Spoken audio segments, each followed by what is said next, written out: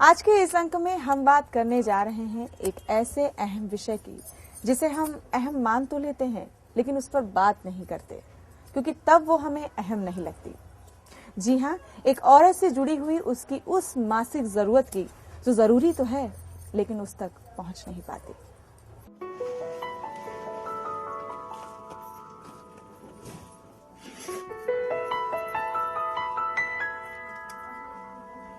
मैं हमेशा कहता हूँ कि ये culture of silence and Shem है कि इसमें आपको चुप्पी और शर्म, ये दो चीजें हैं जो इस पूरी चीज को डोमिनेट करती हैं। तो ये तो आपकी अपनी जिंदगी से जुड़ा हुआ मुद्दा है और बहुत इंपॉर्टेंट मुद्दा है और आपको समझना पड़ेगा कि पूरी तरीके से इग्नोर्ड मुद्दा है, मुद्दा ही नहीं है।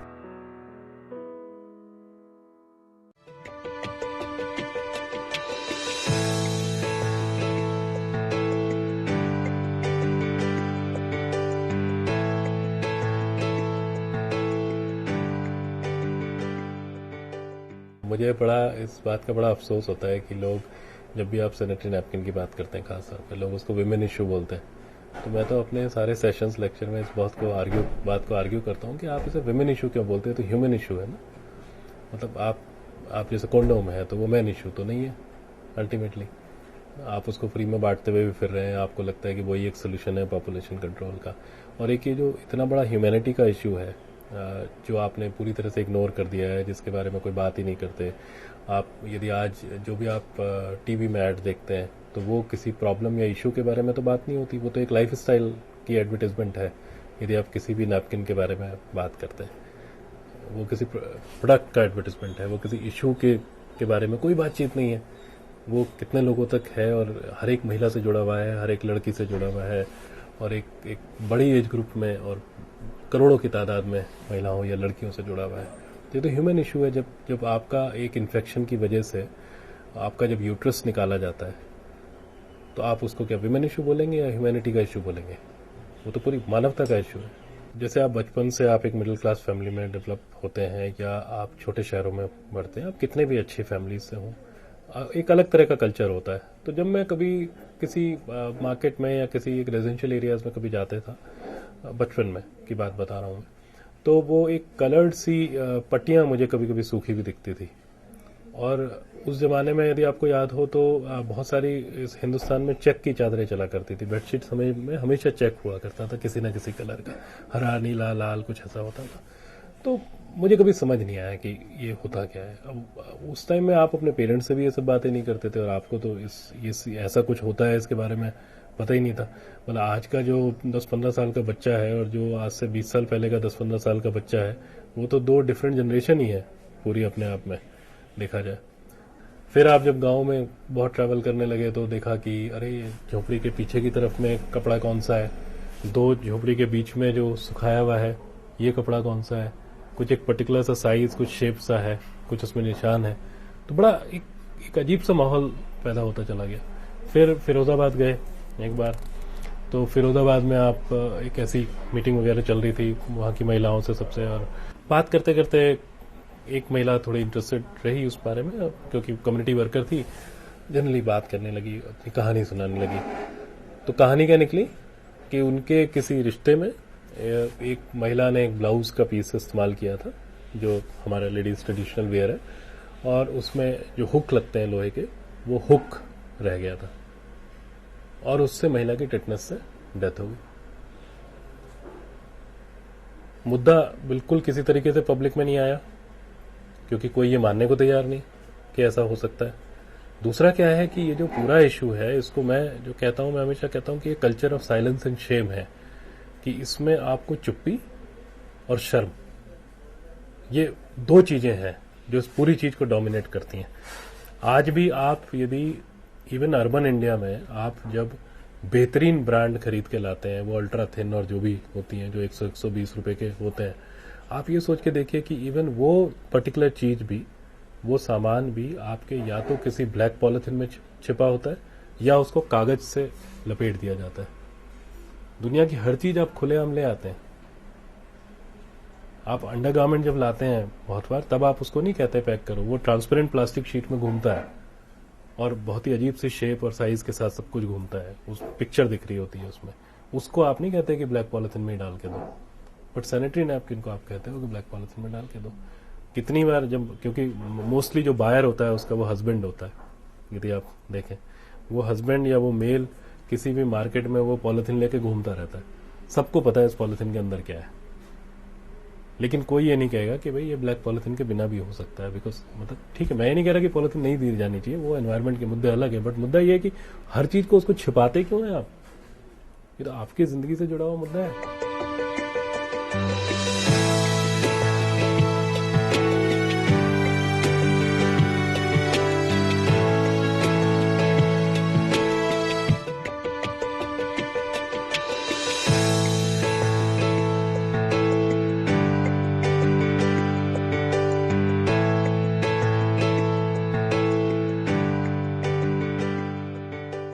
ये सबसे पहले तो जो हमारे पास सूती कपड़ा होता है, जो खराब बिल्कुल गंदे या बिल्कुल फटे हुए कपड़े हैं, जो कि हम गांव में लोगों तक नहीं दे सकते हैं क्योंकि वो खराब है, तो उसका जितना भी सूती जितना कॉटन का कपड़ा है वो ऐसा पार्ट है जो हम यहाँ पर ले आते हैं और वो सैनिटरी नैपकिन पैड में कन्वर्ट करते हैं। उससे हम महिलाओं के लिए सैनिटरी नैपकिन पैड बनाते हैं। तो चलिए देखते हैं। आइए, तो हम आपको ये दिखाते हैं कि किस तरीके से हम लोग सैनिटरी नैपकिन पैड बनाते हैं। तो जो भी कपड़ा है, सूती कपड़ा है, वो किसी के चाहे मतलब वो शर्ट भी हो सकता है किसी का, चाहे वो पिलो कवर हो सकता है या बेडशीट हो सकता है, वो कुछ भी जो कि वो कॉटन होना चाहिए, वो सूती होना चाहिए, वो सारा कपड़ा आपको यहाँ पा जाता है। और यहाँ से सबसे पहले हम लोग उसका बटन, हुक और जितने भी कफ, कॉलर, ये सारी चीजें अलग करते हैं। क्योंकि कपड़ा जो सूती कपड़ा है वो अलग अलग साइज का होगा, अलग अलग उसका होगा, तो हमको एक पर्टिकुलर एक साइज में लेके आना होगा। और पर्टिकुलर एक साइज में ले आने के लिए हम लोग सबसे यहाँ पे लेके आते हैं। और ये इसकी लंबाई और चौड़ाई है, नाप है, कितना हम लोग उसकी मतलब लंबाई रखेंगे और इतनी चौड़ाई रखेंगे। और कोई भी कपड़ा हो उसको पर्टिकुलर एक साइज में ले आने के लिए इसका हम इस्तेमाल करते हैं। और अगर हमारे पास बड़े कपड़े हैं, जैसे बेडशीट है, मतलब चादर है, या मतलब सूती का पर्दा है, या फिर आपको साड़ियाँ हैं जो सूती हैं जो कि खराब है, वो आपको उस मेज पे उसका लेयर लगाते हैं और उसको स्केल करके फिर हम एक पर्टिकुलर साइज में उसको काट देते हैं। यहाँ पे जो कपड़े आते हैं, पहले तो हमारे लिए जितने भी कपड़े आते हैं वो सॉर्टिंग यूनिट में जाता है।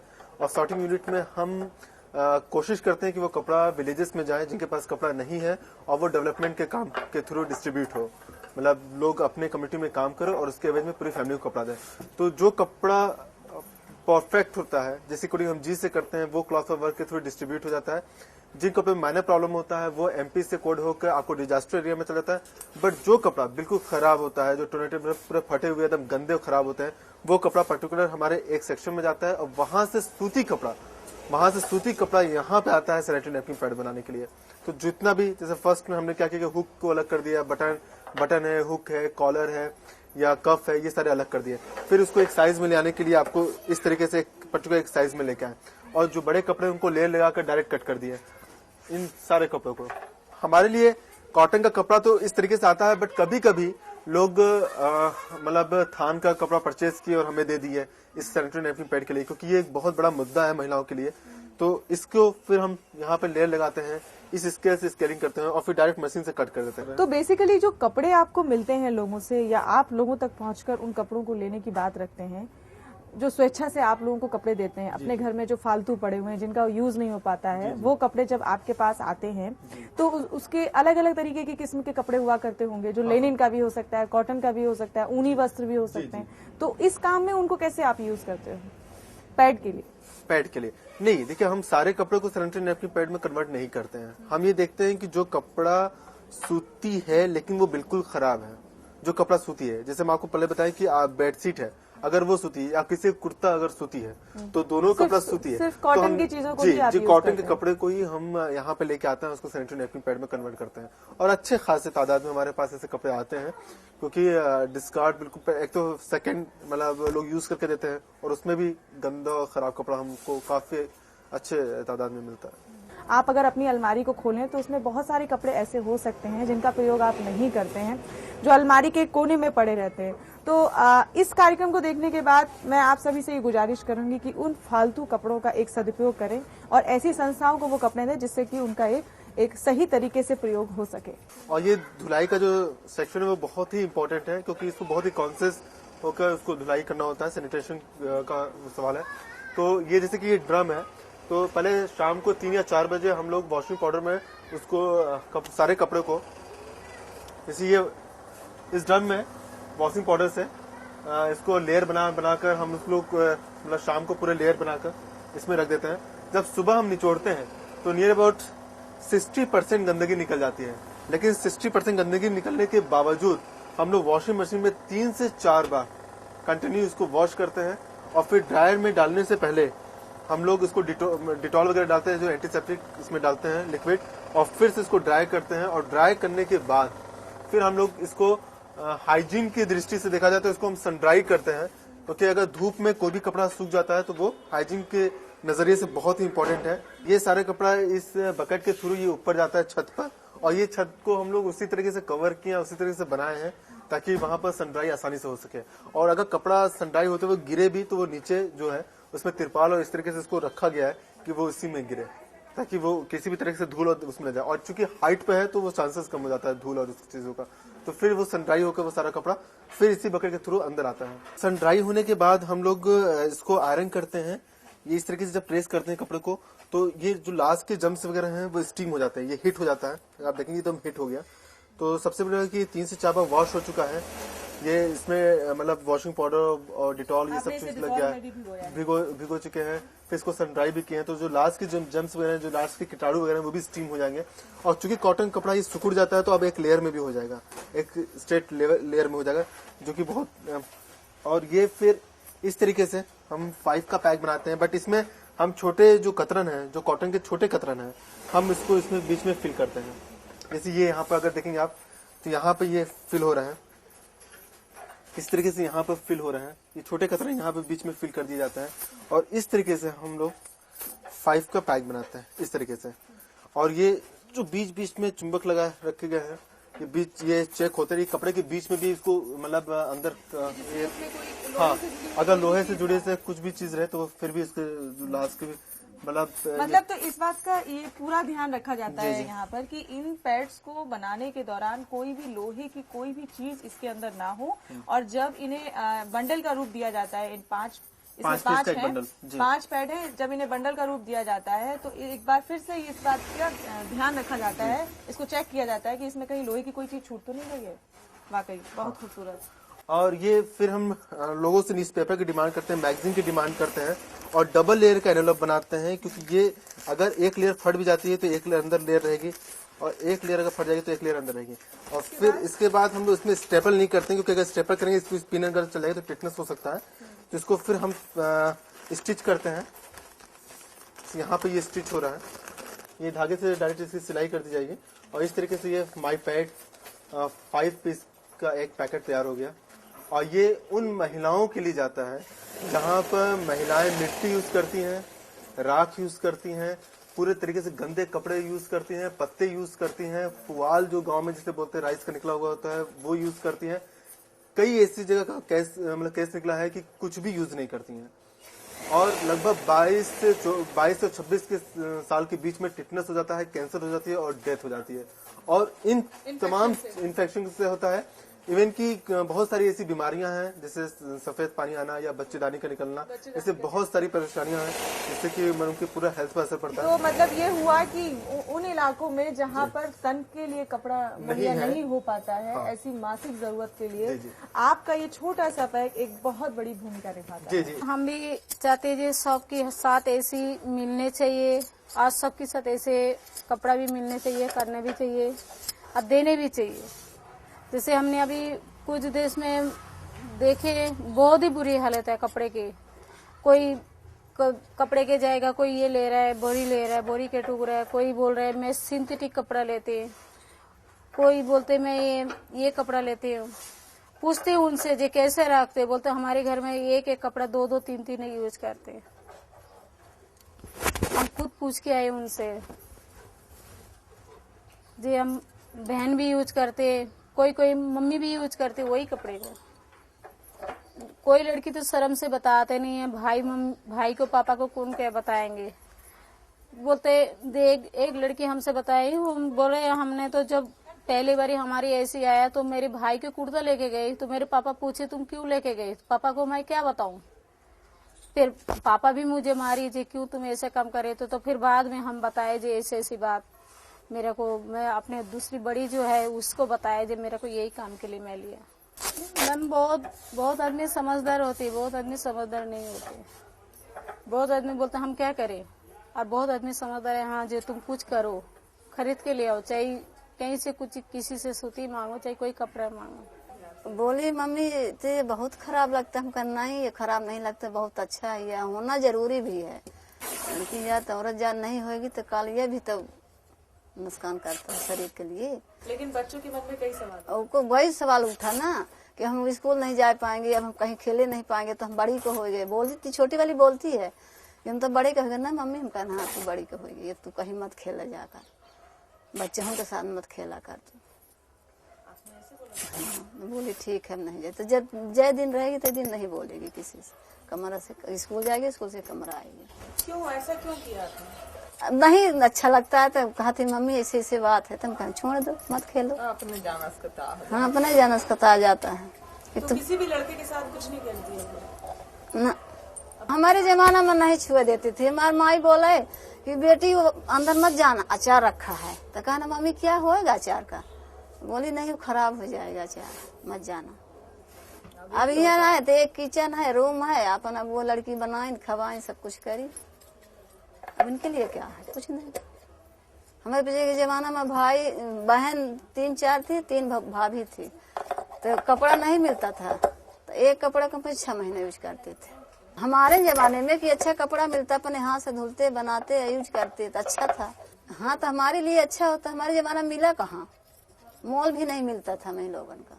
यहाँ आए तब अब मालूम पड़ा है, तो अब जाते हैं तो भाभी लोग को बोलते हैं जो आप लोग इसे करते हैं, हम लोग ये जाके वहाँ बना के देखते हैं, अपने हाथ से बनाते हैं, बांधते हैं, कैसे फोल्ड करते हैं, कैसे क्या करते हैं। अब जाके उन लोग को हम लोग बता देते हैं। तो अब ये है जो हम लोग 23 रुपया में वो पॉकेट आता है, पॉकेट जो बिकता है दुकान में, लेकिन ये यदि 23 रुपया में वो लेते हैं, यदि अपना हाथ से ये बना के ले जाते हैं, उससे बेहतर ये हुआ। और इसमें पैसा भी कम लगा, 2 रुपया 3 रुपया लगता है, काम भी अच्छा ढंग से हो जाता है। गरीबी आदमी जिसके पास अब एक कपड़ा पहनने के लिए जिसके पास नहीं है, वो ये कहाँ से लाएगा? 23 रुपया में कैसे पॉकेट लाएगा है? वो दोहरी इसको काहे नहीं काम कर लेगा, थोड़ा गर्म पानी के खौला के उसमें काम कर लेगा तो अच्छा रहेगा। हमारे जमाने में तो बहुत, अब हम भी ससुराल आई हूँ तो 3 दिन 4-5 दिन तक तो हम लोग कोई काम नहीं करते थे, कोई छूना खाना भी नहीं खाते, कुछ छूना। मैं कह रहा हूँ कुछ भी चीजें साइंटिफिक हैं, तो अब आप जो उनमें से साइंटिफिक रीजन है वो आप प्रूव कर लीजिए, जो नॉन साइंटिफिक है उनको हटा दीजिए कम से कम। तो इस बात का तो लॉजिक आपको बताना पड़ेगा कि वो टच करने से अचार सिर्फ इंडिया में ही क्यों सड़ता है, या कुछ कम्युनिटीज में ही अचार क्यों सड़ता है, कुछ कम्युनिटीज में अचार नहीं सड़ता। आप छोड़िए बाकी देशों को छोड़िए, कुछ ही कम्युनिटीज में अचार क्यों सड़ता है। यदि साइंटिफिक रीजंस हैं, आप क्लाइमेट की बात कीजिए, लेडी के शरीर से कुछ निकलता है, जो मर्जी दुनिया भर के तामझाम लोग मुझे बताते हैं इस मामले में। ये मैं इस मुद्दे को बिल्कुल अलग रूप में देखता हूं। मैं ये सोचता हूं कि ये एक ऐसा समाज है जिसमें हमने अक्सर बहाने ढूंढे हैं, तरीके ढूंढे हैं महिलाओं को सप्रेस करने के। इस समाज को ये हफ्ते दिन भर का, हर महीने का एक फेज मिल गया जिसमें आप जो मर्जी टॉर्चर कर लीजिए। नहीं, अब कभी बताए तो नहीं थे, बल्कि मैं सोच रहे थे कि बताऊंगी तो ऐसा उम्र इतनी में आए कि मैं तो घर में नहीं थी, तो घर में बैठ के रो रही थी। तो पड़ोसी पूछी लो कि लवली क्या हुआ, तो बोली कि नहीं बताई पड़ोसी लो से। हम यहाँ से गए तो पूछे क्या हुआ, क्यों रो रही हो? मम्मी ऐसा ऐसा बात है। हमें कोई बात नहीं है, ये तो औरत के हिस्सा है, कोई डरने की बात नहीं है। मैं उसको खुशी से लेके दिए, 1-2 हाली बताए, फिर अपने आप सीख गई। शर्म तो नहीं लगी इसमें, शर्म की क्या बात है, बेटी तो एक दोस्त की तरह रहती है। जी कोई इस पर बात नहीं करना चाहते हैं, खास करके अपने लड़कियों से। अपने घर में जो लड़की होता है उससे भी हर माँ को चाहिए जो कम से कम पहले अपने लड़की से इस बारे में बात करे। जब मेरे साथ ये गुजर चुका है, हमें अपने लड़की के साथ ऐसा नहीं होने देना चाहिए। कम से कम अपने लड़की से ये बात पूछना चाहिए, क्योंकि अगर हम नहीं करेंगे अपने बच्चे के साथ बात, तो फिर वही गलतियां तो हमारे बच्चे के साथ भी दोहराया जाएगा। जो गलतियां मेरे साथ हुआ वही मेरे बच्चे के साथ होगा। और उन्होंने कभी मतलब उनको डर आ जाएगा जो नहीं हमको कहीं घाव नहीं है, घोष नहीं है, कहीं फोड़ा फुंसी नहीं है, कहीं चोट नहीं लगा तो ये आखिर हमको कहाँ से आ रहा है ये बिल्ली। तो उनको इस चीज का डर से वो कुछ भी कर सकते हैं, कोई भी गलत चीज ले सकती हैं। तो इन लिए अपने बच्चे से इसके लिए बिल्कुल खुल के बात करना चाहिए। खास करके माँ को ही इस विषय में बच्चे से बात करना चाहिए। टीवी में हमेशा आता है विज्ञापन, और टीवी पर भी बच्चे हर चीज समय ये बात पूछते हैं ये किस चीज का विज्ञापन है। बच्चे पूछते हैं तो ये किस चीज का है। तो चलो लड़के से तो फिलहाल हम नहीं बताते हैं, जो लड़के है तो उसको मैं क्या बताऊं, लेकिन अगर हमारे घर में लड़की है तो उसको इस चीज का जानकारी तो होना ही चाहिए और बताना ही चाहिए। मतलब कोई तरीके निकालेंगे आप, कुछ समझदारी की थोड़ी बहुत तो बात करेंगे। जनरेशन हर चीज में बदल गई, इसमें नहीं बदलेगी। हर चीज में चेंज आया देश में, या आप कोशिश करते हैं कि देश में चेंज आए, बट इस पर्टिकुलर चीज को आप वहीं के वहीं दबाए बैठे हैं अभी तक। इसलिए जरूरी है कि मुद्दा सार्वजनिक हो, इसलिए जरूरी है कि डाइनिंग टेबल पर डिस्कस हो। क्यों नहीं हो सकता? मैंने गांव में जाना शुरू किया इसको समझने के लिए, क्योंकि आपको गूगल पे या कहीं भी कोई इस विषय में कोई रिसर्च ही नहीं मिली, कुछ समझ ही नहीं आया क्या होता है क्या। हेल्थ तो आपका विषय नहीं है, आप क्या जाने इस बारे में। तो गांव घूमना शुरू करा। तो जब भी जाता था तो गांव में इस बारे में बात करना शुरू करता था। उसमें लोगों को बहुत दिक्कत थी। जो लोकल वहाँ के लोग होते थे, जो भी कम्युनिटी के लीडर्स होते थे या पंचायत के होते थे या एनजीओस के होते थे, उनके दिमाग में कहीं ना कहीं एक बैरियर था। मतलब ऐसे ऐसे डायलॉग सुनने को मिलते थे कि आप तो आके सब बातें करेंगे, बाद में इनके पति आके हमको मारेंगे। और जब आप लोगों से बात करना शुरू करते हैं इस मुद्दे पर, ये एक ऐसा विषय है जिसमें उस महिला ने, उस लड़की ने आज तक अपने भाई बहन, माँ, पिता, पति किसी से बात नहीं करी। हर एक महिला अपने आप में एक स्टोरी है। हजारों महिलाओं से बात हुई है पिछले कुछ साल के इस काम के दौरान। राख, रेत, मिट्टी, घास, पुआल, दरी का टुकड़ा, बोरी का टुकड़ा, सूखे हुए पत्ते, प्लास्टिक की शीट, यूज्ड नैपकिन स्लम में। शायद ही कोई ऐसी चीज आपको समझ आए जो इस्तेमाल ना होती हो। एक कंसेप्ट के हिसाब से महिलाएं मान के चलती है कि कोई भी ऐसी चीज जो सोख सकती है या जो रोक सकती है वो नैपकिन की तरह इस्तेमाल होती है। वरना आप कैसे सोच सकती हैं कि आप एक नैपकिन की जगह पे प्लास्टिक की शीट इस्तेमाल कर दें, पॉलिथीन जिसे आप कहते हैं। आप सुंदरबन जाइए, वहां पे आपको महिलाएं मिलेंगी जो साल साल भर तक सेम कपड़े का इस्तेमाल कर रही हैं, क्योंकि पत्थर हो गया है वो, लेकिन सेम कपड़े का इस्तेमाल कर रही हैं क्योंकि कपड़ा है ही नहीं आपके पास। और दूसरा बात यह है कि जिस समाज की हम बात कर रहे हैं, जो देश का सबसे बड़ा हिस्सा उसी समाज का है, उस समाज के पास तो पहनने के लिए कपड़ा नहीं है। कॉटन अब आम आदमी का थोड़ी बचा, और इसके लिए क्या चाहिए? इसके लिए सूती कपड़ा चाहिए। तो सूती कपड़ा तो उस जगह पे है ही नहीं। मनिहारी का सारा सामान होता है, बिंदी होती है, कुंडल होता है, पेटीकोट होता है, ब्लाउज भी होता है, रंग बिरंगे कपड़े होते हैं, चूड़ी होता है, घाघरा होता है। क्या आपने कोई ऐसी विलेज की हाट देखी जिसमें सैनिटरी नैपकिन मिलता हो, या सैनिटरी नैपकिन के नाम पे कोई कपड़ा भी मिलता हो, जबकि वो महिला का मुद्दा है? अच्छा, जो गांव की महिला है वो तो उसकी जो खरीदारी है वो सिर्फ हाट तक सीमित है। कस्बे में जब जाता है तो गांव का मेल जाता है, मर्द जाता है। तो यदि कस्बे में कहीं नैपकिन मिलता भी हो, हाल तो मिलता नहीं, यदि कुछ शहरों तक मिलता भी हो, तो ऐसी भी महिलाएं जिनके पास भले ही पैसा हो, जो गांव के रिच किसानों की पत्नी, बहन, मां हो, यहां तक कि उनके पास भी वो नैपकिन अवेलेबल नहीं है, क्योंकि आपने उसको कभी मुद्दा नहीं माना, क्योंकि आपने कभी ये नहीं सोचा कि 1 मीटर 2 मीटर कपड़ा नैपकिन के नाम पर विलेज हाट में, गांव की हाट में मिलना चाहिए। कम से कम जो लोग ले सके वो तो लें। वो अगली भी चूड़ी उड़ी नहीं खरीदेगी, उसकी जगह ये ले लेगी, बट वो मार्केट में तो हो। आपने उसको जिंदगी में मुद्दा ही नहीं माना। इस कार्यक्रम में हमारा इस विषय को उठाने का सिर्फ एक ही मकसद है कि लकीर के उस पार की तस्वीर बदले, क्योंकि बात निकलेगी तभी तो दूर तलक पहुंचेगी। आंचल में आकाश के आज के अंक में फिलहाल इतना ही। दीजिए हमारी टीम को इजाजत। नमस्कार।